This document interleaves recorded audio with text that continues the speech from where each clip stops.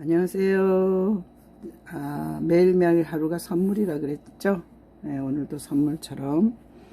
자, 우리 인생에 있어서 오늘 말씀은 자, 주를 위하여 살라.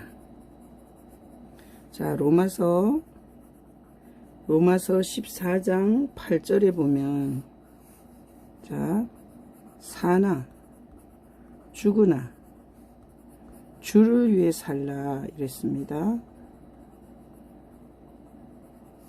자, 사나 죽으나 주를 위하여 살라.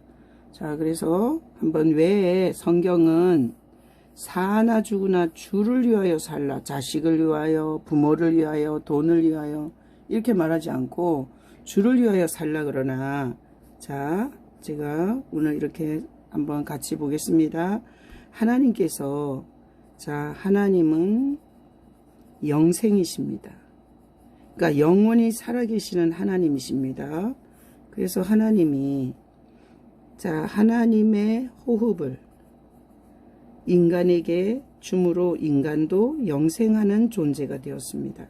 그래서 하나님이 영생하는 분으로서 어떤 동물에게도 그리고 어떤 대상에게도 자기 호흡을 주진 않았습니다. 그러나 인간에게 호흡을 주셔서 인간은 영생하는 존재가 되었습니다.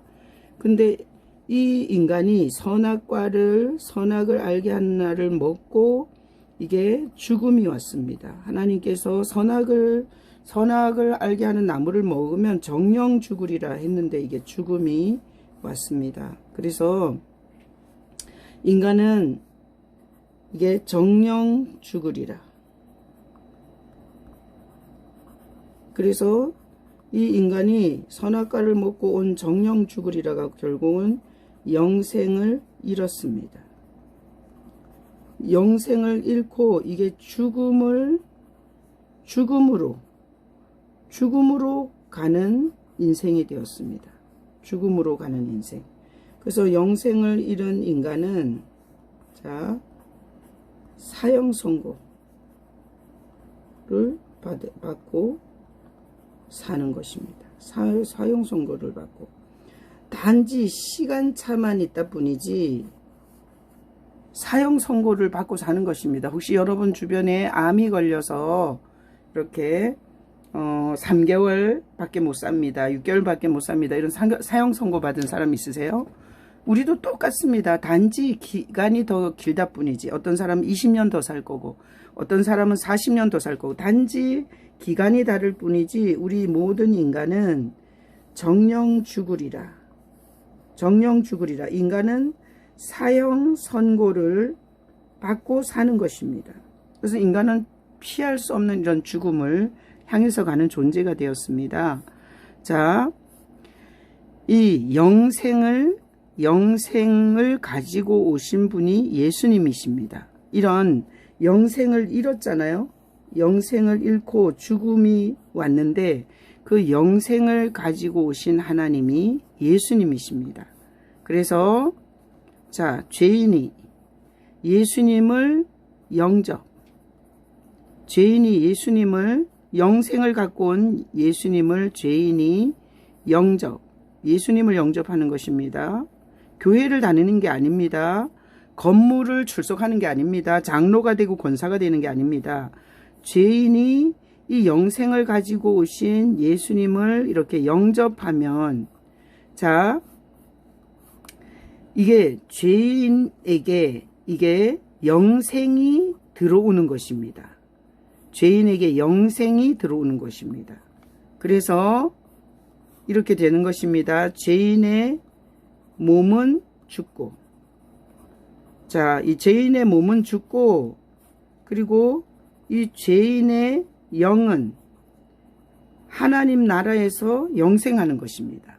그래서 하나님이 원래 영생하시는 분으로서 인간에게 영생하는 호흡을 줬는데 그게 죄로 말미암아, 이게 선악과를 먹은 게 죄잖아요. 말씀을 어긴 거. 이 죄로 말미암아 반드시 죽는 존재가 됐는데 예수님이 이 영생을 갖고 오셔서 이 영생을 가지고 오신 예수님을 영접하면 죄인이 영생하는 존재로 다시 회복이 되는 것입니다. 그죠? 아시겠죠? 자, 예수님을 영접한다는 건 그냥 뭐 교회에서 직분이 높아지는 게 아닙니다. 잃어버린 영생을 다시 찾는 것입니다. 그러면 인간이 육신은 죽고 죄의 몸은 죽지만 죄인의 영은 영생하는 하나님과 함께 천국에서 이렇게 영원히 사는 것입니다. 자, 그래서 죄인의 영이 영생하는 이 생명으로 있다가 자, 예수님이 이렇게 부활을 약속하셨습니다. 예수님의 부활을 보면 이게 몸도 영혼도 같이 부활했습니다. 그래서 이게 하나님이 비밀이라고 하십니다. 자, 그러면 이런 것입니다. 잘 보세요. 자, 가장 강한 힘이 나올 때 보면 자, 자식을 위해서 사는 부모. 아주 강한 힘 나옵니다. 초인적인 힘 나옵니다. 그리고 자, 자식을 위해서 사는 부모에게 초인적인 강한 힘이 나옵니다. 자, 그래서 보니까 우리가 공식을 보니 나를 위해서 살잖아요. 그럼 우울증이 옵니다. 그리고 온갖 병이 많이 듭니다. 나를 위해서 살면. 왜? 힘이 나를 위해서 살면 이 강한 힘이 나지 않습니다. 그러니까 정신이 허약해져서 우울증이 걸리고 육신이 나를 위해서 편안하게 그렇게 살다 보니까 병에 많이 걸리게 되고 나를 위해서 사는가 이게 인생이 이렇게 허무해집니다. 나를 위해서 살면. 그래서 우리는 잃어버린 영생을 갖고 오신 주를 위해서 살아야 합니다. 주를 위해서, 나를 위해서 살지 말고 그러면 누군가를 위해서 살 때 힘이 나오는 것입니다. 주를 위해서 살면 이 주를 위해서 산다는 것 곧 이 교회를 위해서 산다는 것도 똑같은 말입니다. 왜? 예수님의 몸이 교회입니다. 그래서 교회는 지상의 그리스도의 몸이고 지상에 있는 천국의 모형입니다. 그래서 주를 위해서 살면 자, 힘이 납니다. 그리고 하나님이 지혜도 주십니다. 그리고 하나님께서 모든 필요를 공급해 주십니다. 그리고 보호도 해 주십니다. 주를 위해서 살면 하나님께서 이 모든 것을 책임져 주십니다. 그래서 주를 위해서 산다는 건 교회를 위해서 사는 것이고 자, 주를 위해서 교회를 위해서 살게 되면 자, 자신의 삶은 자, 살아서 행복하고 주를 위해서 살면 살아서도 행복하고 죽어서 천국도 갑니다.